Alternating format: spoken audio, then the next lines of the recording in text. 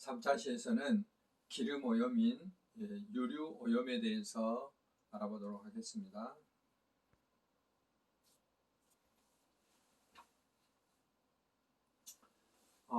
유리의 주요 이제 대상인 석유의 특성은 이제 재생될 수 없는 천연 자원이라는 거죠.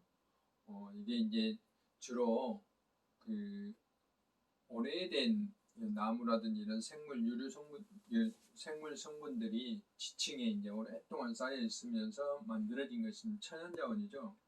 그래서 이제 다시 만들기에는 수천 년이 필요하기 때문에 재생될 수 없는 자원이다라고 이야기할 수가 있고요. 정유된 형태로 에너지 생산에 이용된다 해서 현재는 전 세계 에너지 약 40% 정도를 우리가 이런 석유 제품에 의존하고 있다라고 이제 의존하고 있습니다. 특히 이제 에너지뿐만 아니라 합성 수지와 같은 앞에서 말씀 플라스틱이라든지 이런 여러 가지 인공 물질의 제조의 원료로서 사용되고 있고, 뿐만 아니라 이제 정유하고 남은 여러 가지 찌꺼기 이런 아스팔트들은 난방이라든지 건축, 도로 포장 등에 사용되고 있죠. 그래서 석유 산업은 이렇게 이제 뭐 복잡하게 뭐 휘발유부터 시작해서 뭐 중유까지 이렇게 굉장히 여러 가지로 석유 산업이 나눠줄 수 있고, 이런 것들을 토대로 만들어진 게 이제 석유 화학 산업이라고 있죠. 우리나라 경우에 이제 여수라든지 뭐 울산이라든지 포항이라든지 이런 데가 이제 석유 화학이 많이 발전돼 있죠. 그래서 이런 합성 원료라든지 합성 수지, 합성 고무 이런 것들을 만들어내서 우리들이 일상적으로 생활하는 이런 뭐 가전 제품이라든지 또는 뭐 지금 우리 사용하고 있는 플라스틱 뭐 이제 스마트폰이라든지 이런 또 그 식품 용기, 뭐 옷이라든지 가방, 장화, 뭐 이런 타이어, 또 우리 약의 캡슐 이런 여러 가지 다양하게 플라스틱이 이용되고 있는데, 이거 다 석유 제품으로 석유를 원료로 한 제품들이다라고 말할 수가 있습니다. 문제는 이제 석유는 우리나라에서는 나지 않기 때문에 이제 채굴 장소가 주로 이제 뭐 세계 다양한 곳에서 석유가 나기는 하지만 미국이나 러시아나 뭐 거대 생산국이긴 하지만 거의 뭐 우리나라에 수출을 하지 않기 때문에 우리는 대부분 이제 그 중동 지역이라든지 또 이런 데서 소비를 해오고 있죠. 일부는 이제 뭐 그 LPG 가스나 이런 것은 러시아에서도 가져오지만은, 그래서 이제 채굴 장소가 소비하는 곳과 다르기 때문에 문제는 이제 먼 거리를 수송해야 된다는 거죠. 그래서 수송은 대개 우리나라에는 이제 우리나라는 사실은 섬나라나 마찬가지잖아요. 지금 이제 북한에 의해서 대륙하고 연결이 끊겨져 있기 때문에, 그래서 유조선을 유지하고 있고, 또는 이제 다른 나라들은 송유관을 통해서, 우리나라도 우리 국내에서는 송유관을 통해서 수송을 하고 있기도 하죠. 그러면서 이제 기름이 새는 것, 누유, 기름 새는 사고, 또 유조선 청소나 앞으로 이제 설명을 하겠지만 배의 균형을 위한 밸러스트 이런 것들이 이제 생태계에 또는 환경에 바다 해양 환경에 상당한 영향들을 미치고 있습니다. 그래서 이런 그 기름이 유출되게 된다든지 또는 유조선이 사고가 일어나는 종종 들을 수 있죠. 이런 것들이 이제 유출이 되게 되면 역시 이제 그 정유 공장에서 나오는 탄화수소라든지 이런 것들이 문제된 것하고 같은 이제 그런 그 효과를 일으킬 수가 있다는 것이죠. 영향을 일으키다고 할 수가 있습니다. 그래서 세계 주요 석유 수송로를 보면 먼저 이제 대부분 여기 이제 중동 지방에서 석유가 생산이 되게 되면 이쪽에 인도를 거쳐서 우리나라에 이렇게 이제 동남아 쪽을 거쳐서 우리나라까지 오게 되는 거죠. 그래서 우리가 가끔 뭐 해적선이 나타나서 그 우리나라 선원들을 납치해가고 하는 데가 이제 바로 이런 데죠. 뭐 만대부 해협, 뭐 바부의 만데부 해협 뭐 이런 데에 예멘이라든지 에티오피아, 소말리아, 뭐 에덴만 이런 데죠. 여기 이제 이런 그 유조선의 항해가 많기 때문에 상대적으로 또 해적들도 많이 있어서 이런 피해들을 많이 보고 있고 그렇죠. 그래서 이렇게 먼 거리를 이렇게 이동하고 있기 때문에 그렇다는 거죠. 특히 이제 미국들이 미국이나 이런 데까지는 엄청난 거리를 이동을 하게 되는 것이죠. 그래서 이런 먼 거리 수송에 따른 그 유류의 노출 이런 문제도 상당하다라고 이야기를 할 수가 있습니다. 그 다음에 이제 꼭 그 유조선뿐만 아니라 모든 선박에는 이제 선박 평형수라는 게 있어요. 선박 평형수라는 게 있는데 이것을 이제 벨라스트라고 합니다. 여기는 벨라스트 탱크에 물을 교환하는데 문제가 되는 건데 선박에 짐을 싣고 내리는 과정에 또는 이제 그 물건을 신지 않았을 때 공선인 상태에서 선박의 균형을 잡아야 될 거 아니에요. 여기에 이제 물을 채워야지만이 바닥층에 물을 채워야지만이 이게 바다에 이제 선박이 균형을 잡게 되는 거죠. 예를 들면 여기 보시면 이제 여기 컨테이너를 실었잖아요. 근데 이 컨테이너 내리게 되면 여기 균형이 잡지를 못하게 됩니다. 그럴 때 이때 이제 바닷물을 배 안으로 집어 넣어요. 평형수를 집어 넣는 거죠. 주입이 완료가 되면 이제 물건을 내리더라도 그 배가 그대로 이제 유지가 되고 있는 것이죠. 반대로 물건을 실을 때는 컨테이너를 실을 때는 이 이제 평형수 벨라스트에 있는 물들을 빼내는 거죠. 그래서 이제 완료가 될 수 있도록 그렇게 하는 거죠. 평형수의 배출이 완료된 상태로 이렇게 이야기를 할 수가 있는 겁니다. 그렇게 해서 이렇게 되면 이제 보신 바와 같이 이 물건이 이게 누르고 있기 때문에 평형이 유지가 되는 거죠. 이제 문제는 이것이 이제 매년 100톤 이상의 선박 평형수가 그 운반이 된다는 거죠. 우리나라의 바다에 아까 말한 중동 지방에 있는 그런 그 해조류들 생물들이 이렇게 우리나라에 살고 있지 않는데 우리나라에 이런 아까 지중해 담치가 우리나라의 뭐 부산에서 발견이 된다든지 하는 것들이 바로 이제 이런 선박 평형수 때문에 그러는 거예요. 그래서 육지에만 생태계 교란이 있는 게 아니고 이런 바다에서도 이런 이동에 의해서 생태계 교란이 일어날 수도 있다 하는 것들이 바로 이제 이런 선박 평형수 벨라스트라고 이야기를 합니다. 그래서 약 7,000종 이상이 이렇게 서로 왔다 갔다 유입을 할 수가 있다 하는 것입니다. 그다음에 이제 석유와 정제 유리의 특성은 이제 석유는 대부분 탄화수소, 탄화수소라는 것은 우리가 대부분 어떤 물질을 분석할 때 산소, 수소, 뭐 그다음에 탄소, 수소, 산소 이게 이제 탄수화물이라고 그랬잖아요. CHO로 이루어지는 거.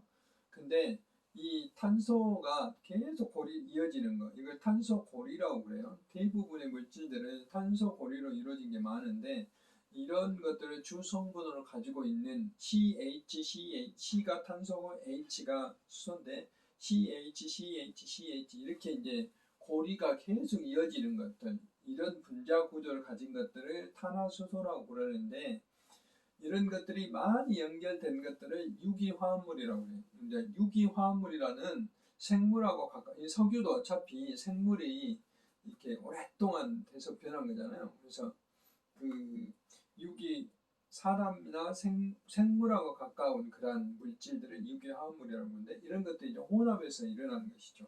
그래서 우리 이제 땅 속에 오랫동안 퇴적층에서 고온과 고압하에서 이것들이 반응을 해서 만들어진 거예요. 석유가.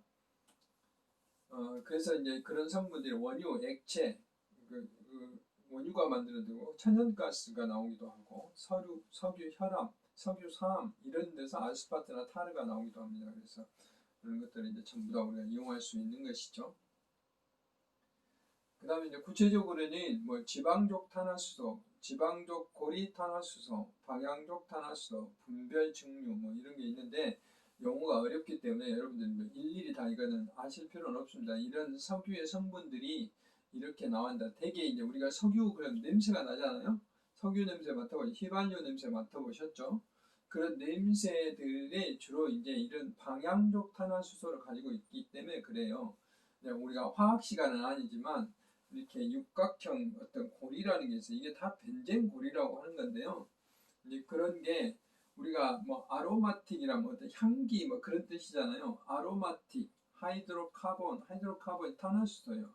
아로마틱이 방향족, 냄새를 내는 어떤 탄화수소. 그래서 석유의 냄새가 나는 거고 그런 것이죠. 이제 이런 것들이 이제 검출이 되는 거죠. 근데 이런 벤젠 고리가 들어있는 물질들은 대부분 인체에 해롭습니다. 우리한테 꼭 필요한 유용한 재료이긴 한데 인체에 해로울 수가 있어요. 그런 것들이죠. 그런 것들이 우리 석유 화학 물질에 이렇게 포함되어 있다라고 이제 말씀드릴 수가 있고, 이런 기름들이 이제 유조선 사고가 나서 바다로 유출되면 여러 가지 영향이 있는 거죠. 유조선, 그다음 석유 시추선의 바지선 이런 것들 또는 송유관이 파열돼서 문제가 될 수도 있는데, 육지에서는 이게 유출되더라도 그렇게 지역이 넓지 않게 해결이 가능합니다. 그 지역만 해결하면 되니까. 그렇지만은 바다에서는 정말 넓은 면적, 우리 이제 서해안에서 그 유조선 사고 났을 때도 태안에서부터 제주도까지 이렇게 영향이 있었잖아요. 그래서 그런 것들이고, 또 이제 국지적이라는 것은 조그만 지역에서 우리 항구라든지 이런 연안 이런 데서 이제 바다에 그 배가 많이 들락날락하기 때문에 거기에서 조금씩 이제 그 기름이 유출될 수도 있는 것이죠. 가장 큰 문제는 이제 유조선에 대한 유출이죠. 아까 말했다시피 수송하는 그 해로에서 유출되는 경우, 그 다음에 이제 아까 해적이라든지 또는 전쟁 통해 유조선이 이제 파괴됐을 때 바다 오염이 크게 일어나는 것이죠. 근데 유조남은 굉장히 큰 문제가 이제 이런 원리에 의해서 문제냐, 아까 그 탄화수소는 주로 이제 증발이 잘 돼요.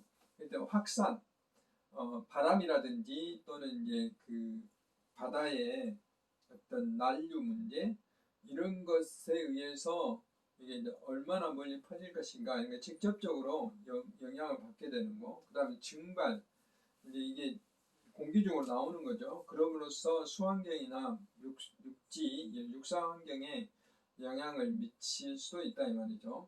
그래서 이런 것들이 전반적으로 어떤 공원이라든지 풍속에 의해서 도움을 받기도 하고 이런 어려움을 일으키기도 한다 이 말입니다.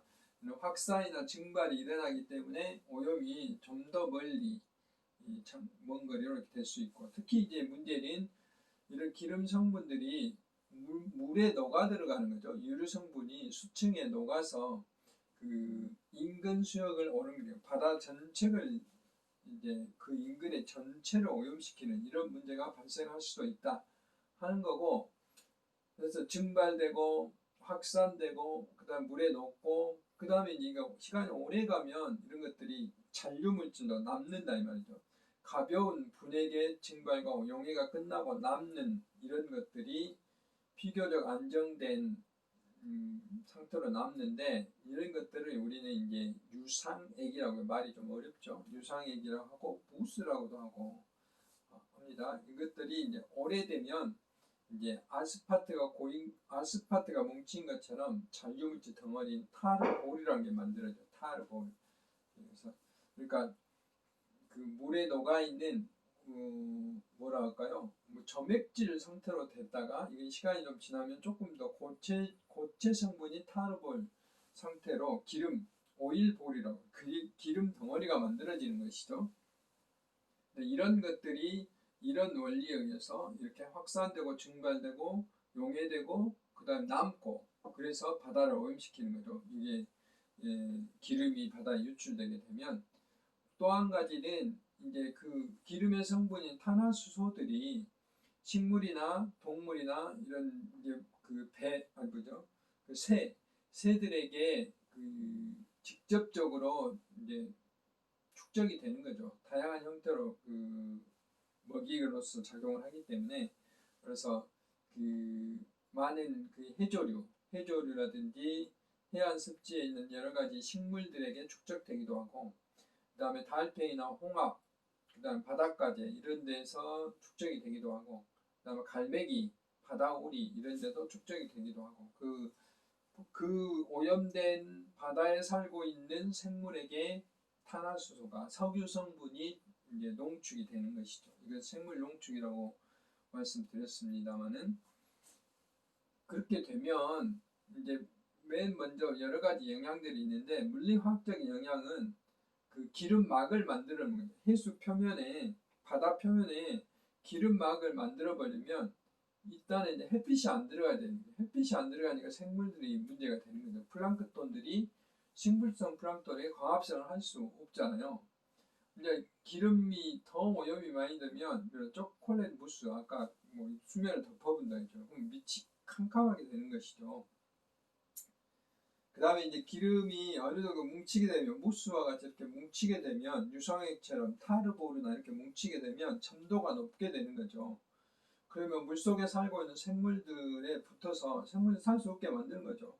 물고기들은 그 아가미를 막아버리기 때문에 호흡을 할 수가 없고 플랑크톤도 역시 마찬가지로 죽게 되는 거고 새들은 이렇게 여기 태안 앞바다 사고 났을 때 새 모양인데 이렇게 깃털에 붙으면 새가 날지도 물 위에 뜨지도 못해서 결국 죽게 되는 것이죠. 그래서 이런 문제가 되는 것이죠. 그래서 그 생물들에게는 굉장히 큰 영향을 미칠 수도 있다.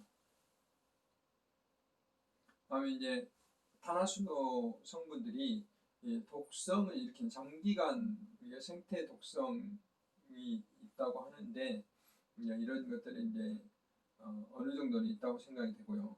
그 다음에 냄새, 아까 방향족 탄화수소를 가지고 있기 때문에 우리가 기름에 오염된 생선 먹을 수가 없잖아요.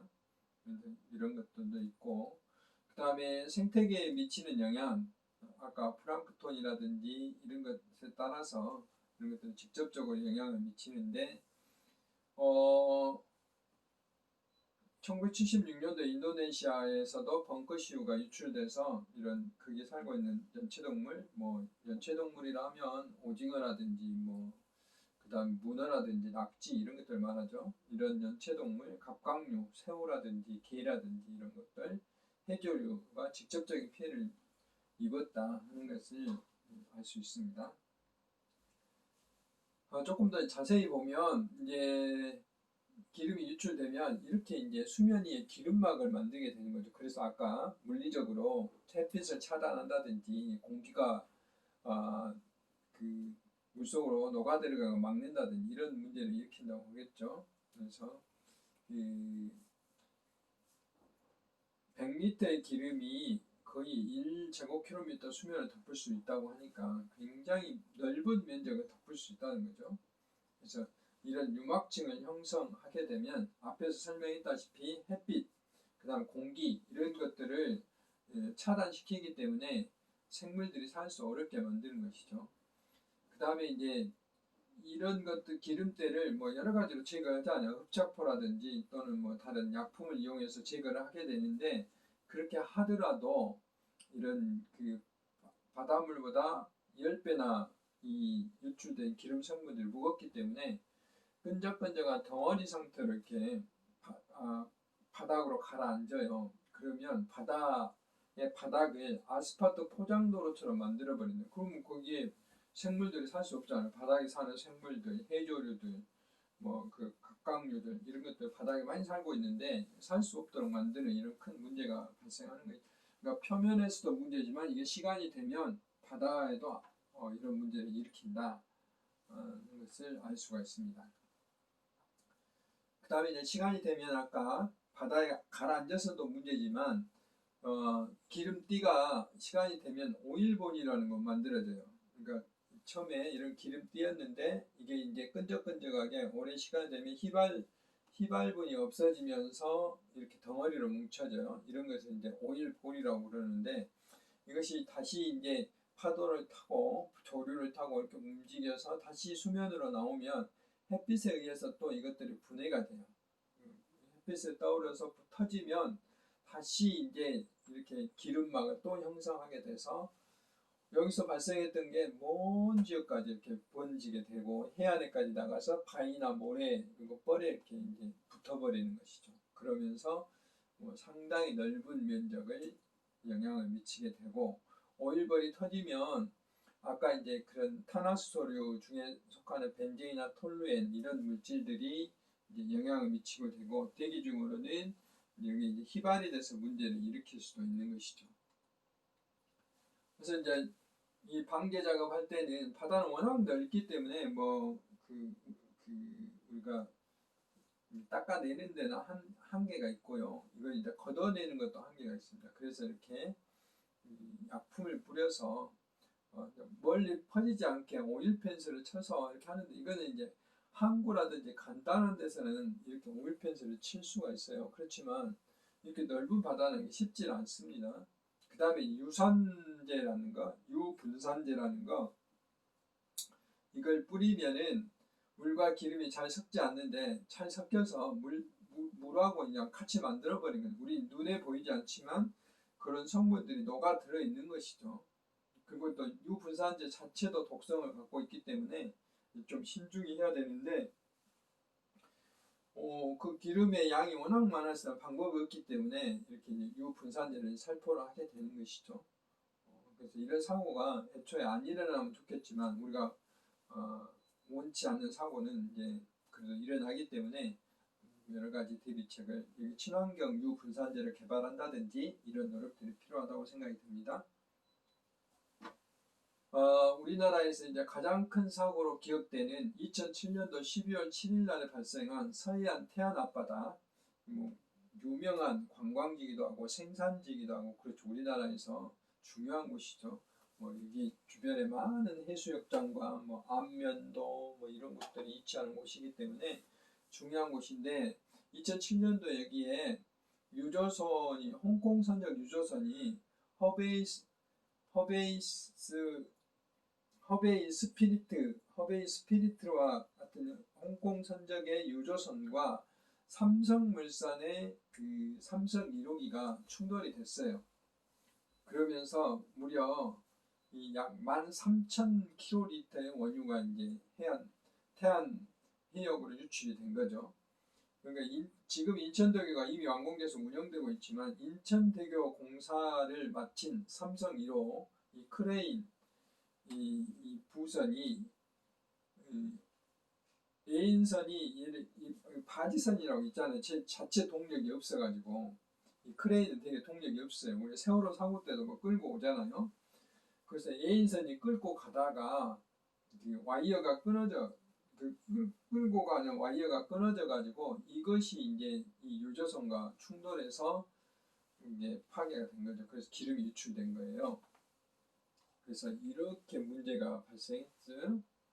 그래서 이게 이제 그 허베이 스피리트 혼대에 기름이 유출되고 있고 이게 눕혀져 있잖아요. 이게 원인을 쏟으며 옆으로 이제 기울어져 있다 하는 것을 알 수가 있고요.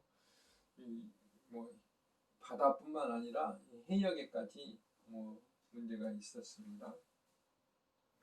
이때 우리나라 국민들이 수만 명이 여기에 이제 이렇게 스스로 자원봉사 차원에서 이렇게 동원이 돼서 정말로 세계 역사 남을 정도로 제거를 했죠. 일일이 바위를 닦아내고 그 기름을 걷어내고 이런 게 일이 있었는데 역사에 남을 일이죠. 우리나라 국민들이. 근데 그때 피해 정도는 약 한 달 지난 후에 전남에서도 발견됐고 그 다음에 1월 3일에는 제주도 북쪽 추자도에서도 이런 그 기름이 뭉친 타르 성분 덩어리들이 발견됐어요. 그리고 태안군에서 약 8천여 헥타르가 원유에 오염됐습니다. 이렇게 돼서 바다 생물들 말할 수도 없고요. 엄청난 피해를 입게 되는 것이죠. 그런 일들이 벌어졌다 하는 것을 알 수가 있었고요. 그 피해 금액만 해도 주민들이 피해 청구액이 약 4조에 이르렀다 하는 것을 알 수가 있습니다. 그럼 이제 현재는 어떻게 되고 있냐? 2007년도에 그 갯벌의 해수를 분석해볼 때 기름 성분이 260 정도 됐는데 2014년도에 뭐 거의 정상이 됐어요. 0.074 정도 정상이 됐다 하는 거고, 그 탄화수소류도 석유 성분들도 퇴적물 속에 약 546이 있었는데 13.6으로 거의 정상화가 됐고, 여기 이제 그 생산량, 어업의 생산량도 사고 이전보다 더 증가된 27% 증가된 상태에서 거의 정상화가 됐다는 것이죠. 뭐 놀라운 일이죠. 그만큼 국민들이 자원봉사를 많이 한 결과가 아닌가 이렇게 생각을 합니다. 지금도 끊임없이 모니터링을 하고 있어요. 만약에 우리 인류에게 석유가 없어진다면 하는 시나리오를 이제 에너지공단에서 작성한 건데요. 처음에는 이렇게 주유소에 방문해서 그 기름을 가득가득 채우는 이런 그 사재기 현상이 벌어지겠죠. 그러다가 이제 조금 있으면 이제 기름이 없고 슈퍼나 그 마트에서 식료품이 이제 구입하기가 어려워지겠죠. 그러면 이제 많은 나라들이 이제 자연으로 돌아가야 돼요. 사탕수수를 더 재배를 한다든지, 그리고 이런 그 해조류들이라든지 플랑크톤을 제조를 해서 여기에서 에탄올 같은 거 만들어서 연료를 이런 것보다 이제 그 신재생 에너지라고 그러거든요. 이런 에너지를 석유 대체할 수 있는 에너지들을 만들어내는 노력들을 해야 되겠죠. 지금도 하고 있어요. 그리고 자급자족하는 노력들. 지금도 이제 코로나 시기에서 그 초창기에는 그랬잖아요. 국가 간의 국경이 폐쇄되니까 지금은 이제 수출 자유롭게 하고 있지만 그 식재료라든지 이런 것들이 불편할 수가 있었잖아요. 그래서 자급자족하는 자기 텃밭에 이렇게 농산물을 재배하는 이런 일도 이제 일어날 수가 있다 이 말이죠. 그래서 이제 농업이 또 상대적으로 굉장히 중요한 시기가 다시 올 수도 있다 하는 것들을 시나리오로 이제 말을 해주고 있는 거예요. 그래서 지금까지 이제 제가 12주차에 쭉 생태계가, 해양 생태계가 어떤 거고, 그 다음에 갯벌이 왜 중요하고, 간척 사업을 했었는데 역간척을 왜 해야 되는지, 그 다음에 이제 적조 현상이 일어나고, 그 다음 미세 플라스틱에 대해서 이제 2차 시에 이야기를 했었고요. 그 다음에 3차 시에는 기름 오염이 됨으로써 생태계에 대한 영향이라든지, 그 다음에 선박 평형수인 벨라스트가 이제 바다의 생태계에 영향을 미치는 방법에 대해서 이야기를 했습니다. 그래서 12차 시에서는 주로 이제 해양 생태계에 대한 다양한 그런 상황들을 우리가 알아볼 수 있었습니다. 네, 수고 많으셨습니다.